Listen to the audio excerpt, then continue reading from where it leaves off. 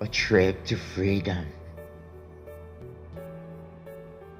There was once a railroad in the United States that had conductors and passengers and stations, but it didn't have engines and it didn't have tracks. It didn't have a whistle and it didn't have a bell. It didn't make noise and it didn't flash a light. It only worked secretly during the night. But every year, it grew bigger and bigger. Every year, there were more passengers, more conductors, and more stations. More than 100 years ago, a terrible war was fought between the northern states of the United States and some of the southern states. One of the main things they fought over was slavery. The stories about the way that many men who did not believe in slavery helped to fight it. The passengers were runaway slaves. They wanted to go to the north to be free.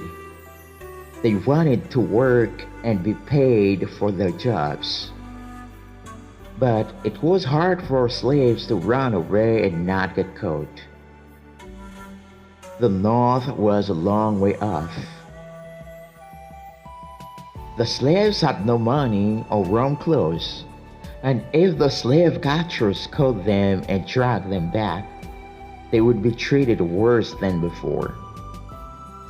Very few slaves ever go to the north until some people who wanted to help them started what was called the Underground Railroad.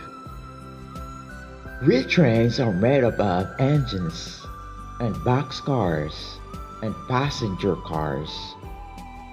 The Underground Railroad wasn't really a railroad at all, but it did have passengers, conductors, and stations. The conductors were just ordinary people who wanted all slaves to be free. Some of them were black people who had once been slaves themselves and knew how it was. Some of them were white people who had never been slaves, but who felt that all men should be free.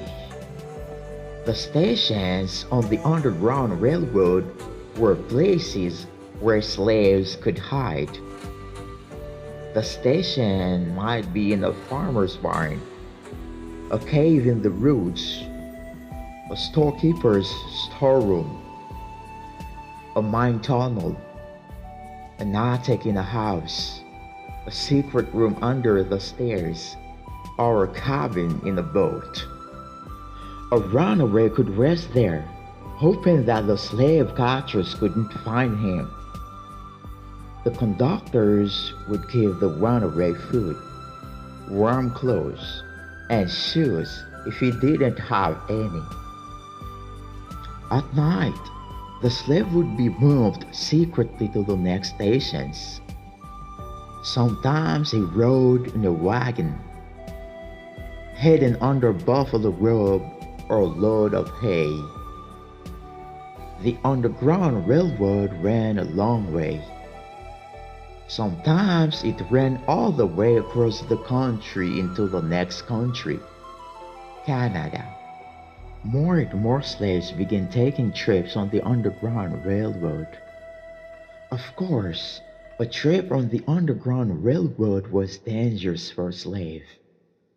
The slave catchers were always trying to catch him, and it certainly wasn't very comfortable on the Underground Railroad. But the slaves didn't mind because it was a trip to freedom.